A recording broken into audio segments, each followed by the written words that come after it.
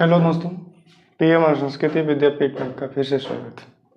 आज की क्लास में हम लोग एक एनसीईआरटी एक्सरसाइज 1.2 का क्वेश्चन नंबर 4 देखेंगे। इस क्वेश्चन में कहा जा रहा है कि HCF 306 एंड 657, यानी कि 306 और 657 का HCF हमको नो दे चुका है, तो हमें LCM निकालना है उसका।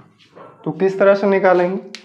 तो इसके पहले के क्लास में हम लोग ये सीख चुके थे कि किस तरह से हम अभाज्य गुणनखंड विधि से HCF और LCM को निकालते हैं, और आज की इस क्लास में सीख रहे हैं कि किस तरह से अगर HCF दिया हुआ हो और उन दो संख्याओं की मदद से और HCF की मदद से LCM कैसे निकालते हैं।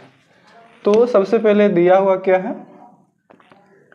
दिया हुआ है HCF of 306 and 657 is equal to 9। दोनों 306 और 657 का HCF 9 दिया हुआ है। अब इसकी मदद से हम पहली संख्या और दूसरी संख्या निकाल सकते हैं। तो पहली संख्या का मान हमारा 306 हो गया और दूसरी संख्या का मान हमारा हो गया 657। दूसरी संख्या 657। तो इस तरह से हम जानते हैं कि दो संख्याओं का गुणनफल उसके HCF और LCM के ठीक बराबर होता है। तो इस तरह से हम लिख सकते हैं कि हम जानते हैं कि दो संख्याओं का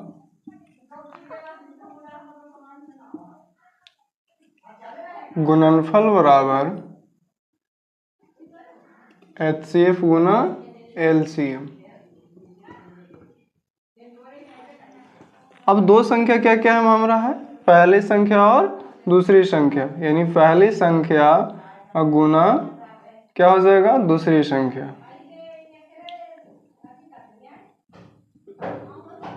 बराबर HCF गुना LCM। अब हमारा पहली संख्या 306 हो गया, दूसरी संख्या 657, बराबर HCF का मान 9 दिया हुआ है और LCM को हमको निकालना है। तो इधर इस तरफ गुने में है, इस तरफ जाएगा तो भागा में। तो 306 गुना 657 बटा 9 बराबर LCM। अब इसको हम 9 से भागा देंगे 657 में, तो 9 से भागा देते हैं। 9 सते 63, बच गया 2, 9 तिया 27।